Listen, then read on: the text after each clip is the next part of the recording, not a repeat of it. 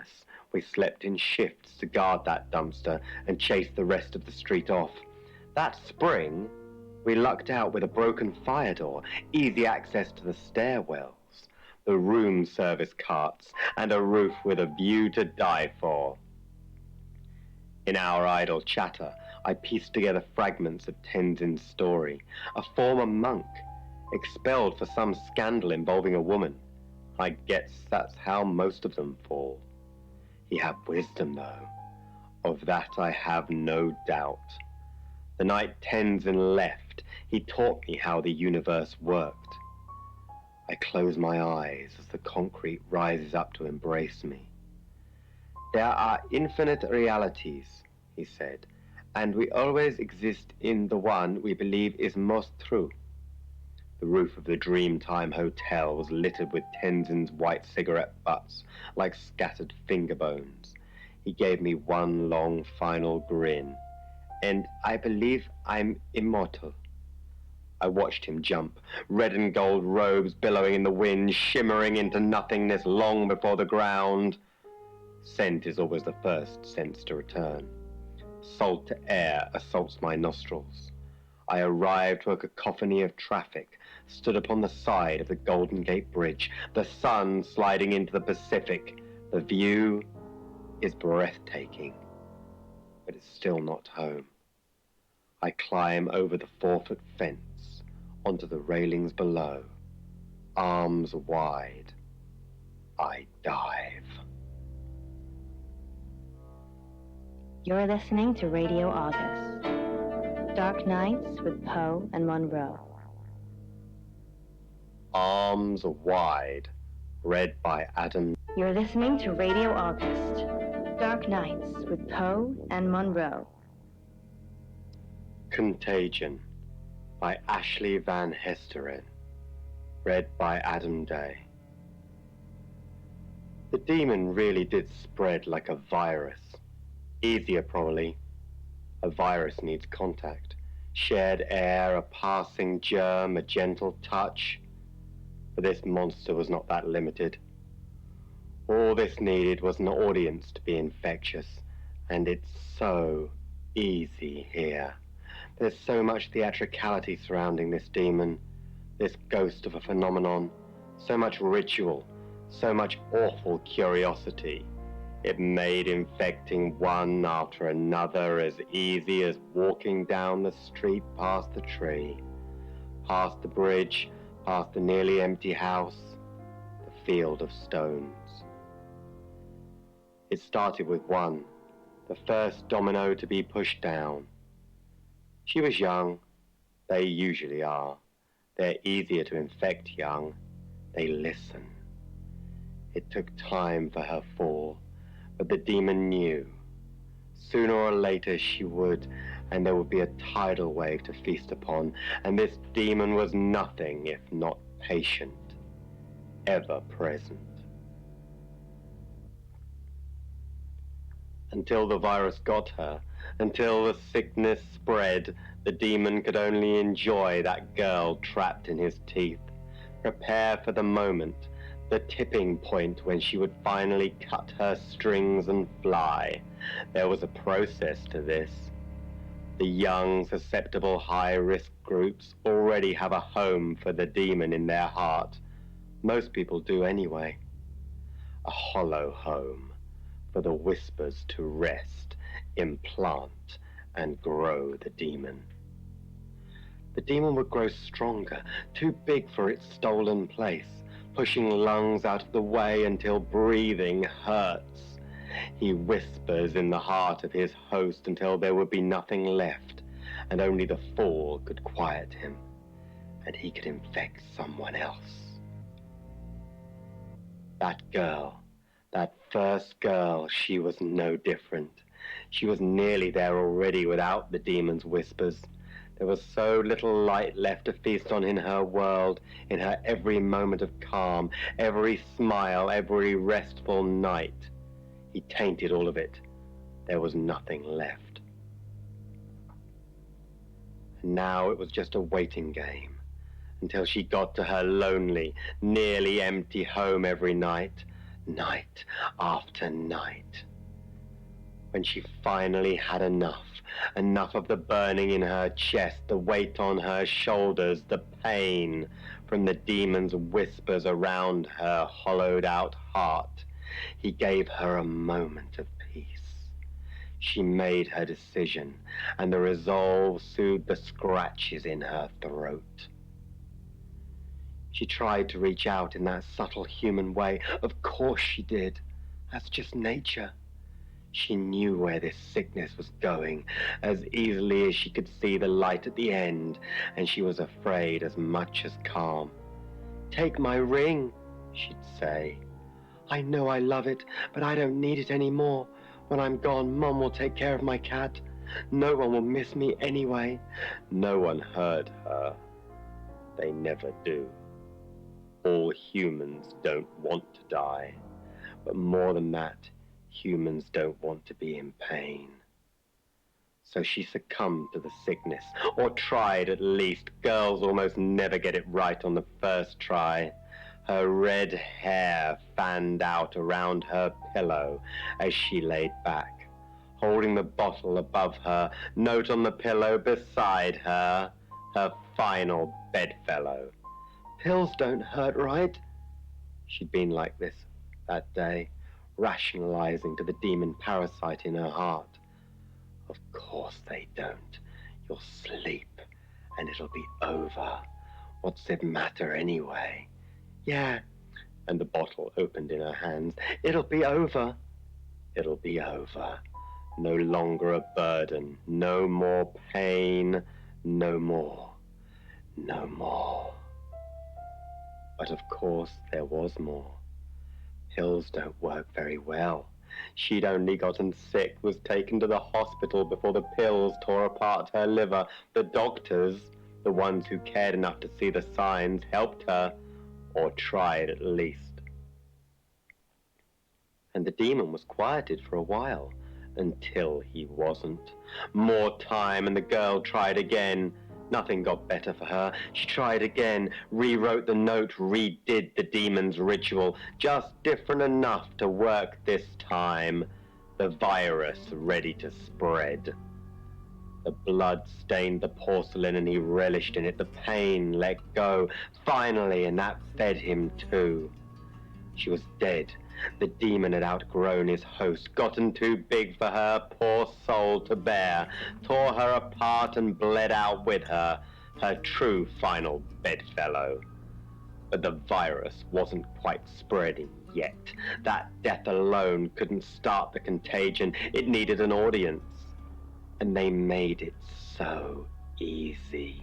They paraded her face on posters, told her tragic story, painted the town red with her hair and her blood, satiated the awful curiosity of the audience, fed the other demons, gave them a bigger home, a louder voice, and let them spread. A boy this time. Good. They were more successful. After the first domino falls, the rest go quickly. Always. He was a football player. Big, loud, and sure. Good. He wouldn't take long. The demon knew it, and he didn't. The demons are already there. They just need ears to listen. It wasn't hard to make the boy listen after the first bell. No one would go to your funeral. You'd be better off. So would your father and sister. There was nothing here. A little lying goes a long way after the virus starts to spread. He only needed to write one letter. Only needed to walk to the bridge once. Stare over the river's flow with an empty kind of longing once. Like needing to go home after a long day of pain, finding the water below like you'd find the bed sheets at night. He was dead. The demon had outgrown his host, gotten too big for this poor soul to bear, tore him apart and drowned with him, tangled together in the water. They didn't make it as easy with that boy.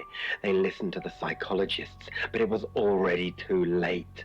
The demon didn't need each other. After the first domino was knocked to the dirt, The next was another boy, slight for his age, light enough to not snap the tree branch or his trachea. The note they found in his room led them down the street, past the bridge, past the empty house, to the forest. He was long dead when they found him. The demon had outgrown his host again, gotten too big for his poor heart to bear, tore him apart and choked with him, draped from the branches like flower pots hanging from a funeral home's ceiling. And yet more dominoes fell, landing at the heads of graves in the field of stones. Unstoppable, relentless waves eroding the people on shore until only the sand remained. The demon always spread like a virus from person to person, with no touch, no shared germ, no shared air, just an audience full of awful curiosity. You're listening to Radio August, Dark Nights with Poe and Monroe. You're listening to Radio August, Dark Nights with Poe and Monroe. Dimitri's Descent by Chris Hoppenbrowers, read by The Raw Geek. Dimitri stared out into the pitch-black darkness outside of his bedroom window. It felt unnatural to be here, in this place, so far away from home. With some regret, he thought back to the day he volunteered for a top-secret project at an undisclosed location. When he had first heard those words, undisclosed location, he had assumed the location would be somewhere on Earth. Instead, he now found himself on the far side of the moon. Dr. Dimitri Sheffield, an expert in the field of archaeology, hadn't had a breath of fresh air in 8 months. This, combined with the moon's low gravity, a lack of sunlight, the station's depressing food pastes, and the project's mounting work pressure, had gone so far to affect his physical appearance. He had even started to avoid mirrors, in fear of catching a glimpse of himself, a pale, gaunt carcass of a man, more akin to a ghost than any living being. But the work kept him going. It had to. Dimitri kept reminding the others, and himself, that they were writing history here. Unimaginable discoveries had been made these last few months. Discoveries he had never dared dream of, much less be a part of. When he and the other scientists first arrived here, their excitement had been almost unbearable. But that initial spark of enthusiasm had faded, like a falling star in the night sky. On the morning of his 249th day on the moon, or was it night? It was hard to tell up here. Dimitri boarded the elevator to the excavation site, as he had been doing for the last 248 days. He was joined in the elevator by the other 3 members of his scientific team. Dr. Ian Remington, Dr. Hanako Yutani, and Dr. Wolfgang Whitfield were all experts in their fields, those being paleontology, linguistics, and exobiology respectively. Dimitri glanced at them and for the first time noticed their hollow cheeks and the dark circles under their eyes. It seemed the moon had taken its toll on Earth's best and brightest. As they waited for the elevator to reach the bottom, they went through their schedule for the day, which centered around their latest discovery, a hole of less than 2 meters wide that seemed to go on for several kilometers into the ground. Its edges were most unusual in that they were astonishingly smooth down to a molecular level. Indeed, it was clear that this hole was not a natural formation. But neither could it have been man-made. The hole was drilled, or otherwise created, over 50 million years ago, long before the dawn of the first man. This was one of the few things they had been able to ascertain about their mystifying discovery, and the 4 scientists knew there was much more to be done. The plan, then, was to send more probes down the hole in order to determine how much deeper it went. They had been doing this for the last 14 days, much to Dimitri's growing frustration. At this point, Dmitri started to wonder if the pit even had a bottom, and dreaded what they would find there if it did. Is it really wise to send more probes down the hole? Dmitri asked as they went over their plans. The three other scientists looked at him questioningly as they waited for him to elaborate. All probes so far have malfunctioned at a depth of 500 meters. Are we really planning to do the same thing while expecting different results? Are you calling us insane? Asked Dr. Whitfield, pretending to be offended. Do you have another suggestion? Dr. Yutani offered. Without much thought, Dmitri blurted out, "We could send a person down there." Then, again without thinking, added, "One of us, perhaps." The others eyed him with concern. "I'm not sure that's wise," said Dr. Remington, clearly echoing the thoughts of the other two scientists. Perhaps it was Dmitri's frustration with the project's slow progress and his eagerness for a breakthrough that prompted him to volunteer himself, much to the surprise of the others. "I will," he insisted. "I'll do it." The three scientists all looked at each other, silently wondering if Dmitri had gone crazy, but they were too tired, too drained to argue. "Well," Dr. Whitfield conceded with a sigh, "if you're really that sure about it." The others offered no protest. "All right, Dr. Sheffield, you're all hooked up and ready to go." The crew member, who had helped him put on his rappelling harness, performed a final check on the crane, which was normally used for lowering the much lighter probes down the abyssal shaft. Dr. Remington had initially objected to using the feeble apparatus, but when no alternative had presented itself, Dmitri had once again insisted that he be strapped in. Dmitri took a deep breath. "Let's do it then." The three other scientists standing behind the table with monitoring equipment each gave him a nod, and with that, Dmitri disappeared into the depths. "Dr. Sheffield, do you read me?" Dmitri was startled by the sudden voice in his ear. He'd almost forgotten about the earpiece he was wearing. "Yes, Dr. Yutani, I hear you loud and clear," he replied. "All right, we're going to accelerate your descent a bit, otherwise we'll be here all day." Dr. Yutani sounded tired. "Besides, we don't want you down there any longer than necessary." "Neither do I," thought Dmitri. Even in the moon's low gravity, he could feel his stomach drop as his descent quickly accelerated. Dr. Yutani checked in with him at regular intervals to confirm that their communication was still working, and to notify him of the depth of his descent. 200 meters, 300 meters, 400, 500, 600, 700. "Nearing the end of the rope now," she informed Dmitri at 800 meters. "If we lose communication, just..." The rest was inaudible. "I'll just tug the rope and you'll pull me back up," Dmitri said to himself. After plummeting what was probably a few hundred meters more, he jerked to a sudden halt. "That's the end of the rope," Dmitri said out loud. He wasn't sure why he suddenly felt the need to narrate. He could almost convince himself that he was doing it for the recording device on his arm, or in the small hope that Dr. Yutani and the others could still hear him, but secretly he knew. He simply wished to break the unsettling silence that commanded this deep and dark void. "All right, let's have some light," he said as he turned on the small lamp on his helmet. Dmitri slowly rotated it on the rope to inspect all sides of the tunnel. Only now did it occur to him how narrow the tunnel really was. If he got stuck somehow, there was no way for anyone to help him out. He desperately tried to dismiss the thought and focus on his work. Not much to see here, just more smooth black surfaces and... Hold on. There's some scratches here. Did I do that just now? No, they're not scratches. It appears to be some sort of writing. Dr. Yutani, if you're hearing this, prepare to make history. You're going to have a field day with this. I'll be sure to get some pictures for you. Dmitri, fully aware that he was suspended above unknown heights, carefully produced his camera from a pouch on his belt when the lamp on his helmet suddenly went out. Guess it's not just probes that end up malfunctioning down here. It's too dark now to take a photo, but... Dmitri reached into another pouch and carefully took out a pencil and a piece of paper. "I'll make a copy of the etchings for you, Dr. Yutani. You can thank me when I come back up." He placed the piece of paper over the etchings and proceeded to rub it with the pencil. Copying all of the writing took longer than he would have liked. It wasn't easy to find some of the small markings in the pitch-black darkness, so the work was tedious and fiddly.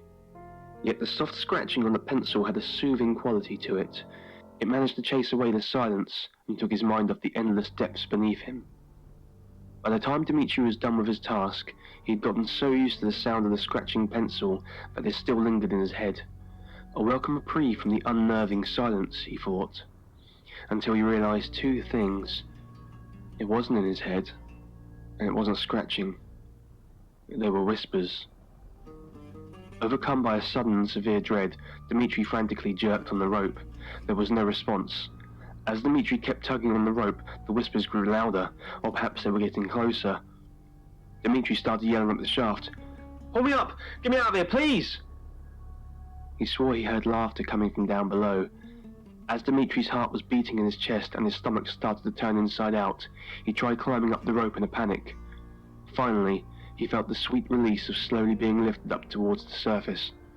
"Faster! Please go faster!" he pleaded the moment communication was restored. "What's going on, Dr. Sheffield?" Dr. Whitfield's voice was music to Dmitri's ears. "I don't know," he replied. Just get me back up." Later that day, Dmitri returned to his private quarters and plumped down on the bed, exhausted. He hadn't told anyone about the whispers in the dark for fear of being mocked, or worse, being declared mentally unfit. He had already played back the audio tape from his recorder on the way back to his quarters, and was unable to discern any unusual sounds. This either meant the whispers were on a wavelength that couldn't be picked up by a microphone, or he was indeed going insane. He wasn't sure which was scarier. He had, however, showed Dr. Yutani the etchings he had copied, much to her delight and gratitude. It appeared the writing consisted of one word repeated over and over. Thanks to some earlier linguistic discoveries made at other lunar sites, Dr. Yutani was able to create a rough translation of the word, or rather something that approximated its meaning. Punishment for the wicked or curious. As people of science, they had all agreed how disturbing it was that, to the civilization that came up with this word, curiosity was a concept to be closely associated with wickedness, something to be punished. As he contemplated the day's events, Dmitri quickly fell asleep. He couldn't wait to go back home. He awoke later that night, startled by the sounds of loud whispering, and switched on the light next to his bed. It wasn't working, and his eyes hadn't yet gotten used to the dark, so he instead listened intently. The whispers had stopped. All he heard now was the soft, familiar buzzing of a ceiling lamp. Dmitri wondered how the light could be on if his room was still shrouded in darkness. He rubbed the hills of his hands against his eyes, trying hopelessly to rub the blackness out of them. His befuddlement slowly turned to horror as he came to the terrifying realization that he had gone blind. Panicking, Dmitri stumbled out of bed, felt his bare feet touch the cold floor, and quickly, but carefully, made his way to the door. He searched for the handle, opened the door, and stumbled into the hallway. "Help!" he stammered. "Somebody help!" No one answered. He continued into the common area of the base, which he knew to be consistently occupied by crew members returning from their shifts. Is anyone here?" he asked, and waited. Again there was no response, but as he listened closer, he noticed another presence in the room. He could hear them breathing. "Hello? Can you hear me?" he tried again. "I can't see. I think I'm blind." The breathing became heavier, but there was no reply. Without knowing what came over him, Dmitri yelled out in frustration and fear, stomping his feet like a frustrated child. "Please help me!" The breathing suddenly stopped and changed into a deeply unsettling guttural sound. Fear slowly started to take hold of Dmitri. Just when he was about to turn around and run into the hallway, the guttural noise faded into what sounded like a dying breath. Held back by doubt, but compelled by curiosity, he approached the source of the sound. He reached out his hand, but no one was there. Dmitri was both perplexed and overcome by a frightful panic. He felt like he was going mad. Nothing made sense. He just wanted to leave this nightmare and go home, but home was a million miles away. He knew he was alone here, and no one would be coming to help him. It was then he heard the voices again whispering to him. As the murmurs grew louder, Dmitri was almost able to make out individual words in a language wholly unknown to him, or any other man. Its harsh consonants and unearthly vowels chilled him to the bone. Dmitri covered his ears to make it stop, but the nameless voices only grew more incessant, hounding him, compelling him to listen, until he understood the meanings of their words. "This is how you die." Dmitri tried to scream, but there was no sound. He reached for his throat and felt his skin peel away. "Dr. Sheffield! Come in, Dr. Sheffield!" Dmitri was suddenly startled by the voice in his earpiece. He didn't realize where he was, until he noticed he was suspended in the air. He was still inside the hole. Had he been dreaming? As he ascended the shaft, he wondered which part had been a dream and what had been reality. It all felt the same to him. He quickly searched his pouch and found the etchings he had made. Everything that had occurred after he copied the notes must have been some kind of hallucination, he concluded, possibly caused by a gas or an unfamiliar type of radiation. The three scientists all looked at him eagerly as he climbed out of the hole. "Well, did you find anything down there?" Dr. Whitfield asked. "All we heard was static."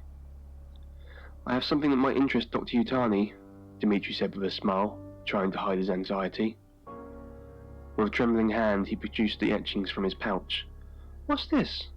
Dr. Yutani asked as she carefully accepted the notes. "More writing from the strangers?" She studied the letters, hemming and hawing. "It's just one word repeated over and over. I need a cross-reference with the Daedalus findings, but at first glance it seems to be about abuse or torture." "Or punishment?" added Dmitri, a fearful realization in his voice. "Well, yes," replied Dr. Yutani. She looked at Dmitri with bewilderment, more surprised and impressed by his linguistic knowledge. "Punishment for the wicked or curious," Dmitri said, his eyes wide with fear. Dr. Remington looked at the others in confusion, then at Dmitri. "How did you know?" Dmitri snapped back to reality. We've had this conversation before."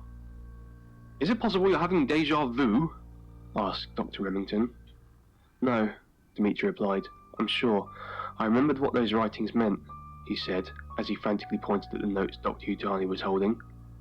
"Are you saying you've seen what exactly? The future?" Dr. Whitfield asked. He sounded incredulous. Dmitri's shoulders slumped as his gaze dropped to the floor. "Yes, I think so." There was a long silence, and he didn't dare guess what the others thought of him. "Well, if you saw the future, what happens next?" Dr. Remington asked with some trepidation. Dmitri tried to find the words. "I'll go to sleep, and when I wake tomorrow, I'll be blind, and everyone else will be gone. I'm going to die here alone." The other scientists quietly glanced at each other.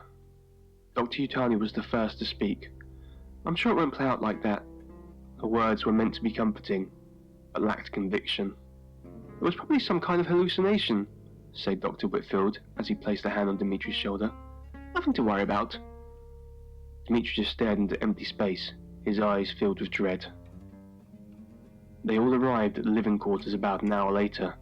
On the way over, Dmitri had listened to his recordings and couldn't make out anything out of the ordinary. Perhaps the others were right. Perhaps it was all just in his head. Yet he couldn't shake the feeling that he had seen his imminent and unavoidable future. A slow and terrifying death, surrounded by darkness, trapped in an alien place. Chills ran down his spine. He lay himself on bed and quickly fell asleep. He couldn't wait to go back home. Later that night, Dmitri awoke to the sound of cold and hollow whispers in the darkness. He didn't bother turning on the light this time. You're listening to Radio August. Dark Nights with Poe and Monroe. You're listening to Radio August. Dark Nights with Poe and Monroe. Lung. Read by Jessie Cox. She must be early 20s. The white robes barely cover her, soaked in blood. How very traditional, thinks Lung, lighting up another cigarette. Cough. Cough. Cough. The dais, if you can call it that, is a mossy slab beside Carnby Stream. The clouded sky picks out highlights in the water as it travels past jutting rocks and reeds. It's a calming juxtaposition to the lifeless vessel in front of him. Cough. Cough. Coughing violently and uncontrollably, Lung adds his own blood sample to the victim's. He drops a barely touched cigarette to the floor and squishes it with his boot heel. Wiping his mouth with a now bloodied sleeve, he reaches into his jacket for something. Another cigarette. Gotta find me a good one, he mumbles. After lighting up, he produces a phone from his jacket and hits a speed dial number. After a few rings, it's answered. Mrs. Hedges. I think I found her. It's not good, I'm afraid. Cough. Cough. Coughing up blood, the girl gurgles out a shriek and raises up from the dais. Although it may be, whispers Lung, before hanging up the phone. He steps backwards wearily, brandishing a revolver at the girl, and calls out, Hey, you! And then more worriedly, Who are you? Looking down at her semi-naked, blood-drenched body, the girl sighs and turns her attention to Lung. Did you murder her? Lung squirms a little. Cough. Cough. Cough. A lot of people wanted Zoe dead. I did them a favor, and I got a meeting with you. The girl draws her robes tightly, steps off the dais, and moves slowly towards Lung. And what did you want exactly? Lung steps backwards in rhythm with the girl. I'm dying. I don't want to die. You said you could grant me eternal life. The girl snarls at him. I did. That was before I knew you were a killer. Her pace quickens. Cough. Cough. Coughing more blood, Lung swipes with his sleeves and stands his ground. That you can go back to hell, or wherever it is you came from. Bang! Bang! Bang! The bullets rip holes through her chest, and blood arcs ferociously from the wounds. She staggers with each impact, then begins to sprint at Lung. What the fuck? Lung crosses his arms to shield himself as the girl leaps onto him, crashing him backwards onto the grassy floor. Thud! Crunch! His head hits the angled stone with such force his eyes bulge. Blood pools behind him and in his mouth. You're mine now, the girl says, and reaches her hand into his chest, grabbing for something or letting something go. It only takes a second. A transfer of energy takes place that can only truly be visualized by travelers from a faraway dimension. Lung's eyes roll into the back of his skull. He stops moving. The stream flows smoothly in the distance. The girl reaches for something in Lung's jacket. The phone. She hits speed dial. Mom? It's Zoe. I know. It was the detective you hired. He tried to kill me. I know. As fast as I can. I love you too. Okay. Bye. She puts the phone back, and her hand stops. Shaking. It moves as if it has a mind of its own. She tries to resist the movement, but it's too strong. It darts into the jacket and pulls out a cigarette. She sighs as she lets it put the cigarette to her lips and lights it. Cough. Cough. Coughing like it's her first smoke. She looks down pitifully at Lung and shrugs. Gotta find me a good one. You're listening to Radio August, Dark Nights with Poe and Monroe. You're listening to Radio August, Dark Nights with Poe and Monroe. Mother, read by Brandy Clark. After Mother died, Pen started putting on weight. The pasty roll of fat that bulged over the waist of her jeans secretly pleased her. It was her own little fat roll. Look how big she'd grown. Wasn't she looking well? Part of her wanted to keep it, but she couldn't, not with how it mocked her. See, it said. Mother was right. You are fat. You can't be trusted. You need her. Pen tried. She really did. She starved herself. She'd done it before. She could do it again. Except before was different. Before, Mother was there. Giving up, are we? She said, as Pen reached for a slice of bread. I wouldn't if I were you. If Pen even thought about opening the fridge. Then it had been easy to stay thin. Now without Mother, Pen failed like she failed everything else. By lunchtime, she'd cut a small square of cheese because she was weak. By late afternoon, she'd taken one of Mother's favorite lemon biscuits and ate it in her bedroom like she was 13 again, sucking on stolen sauce packets from the school canteen.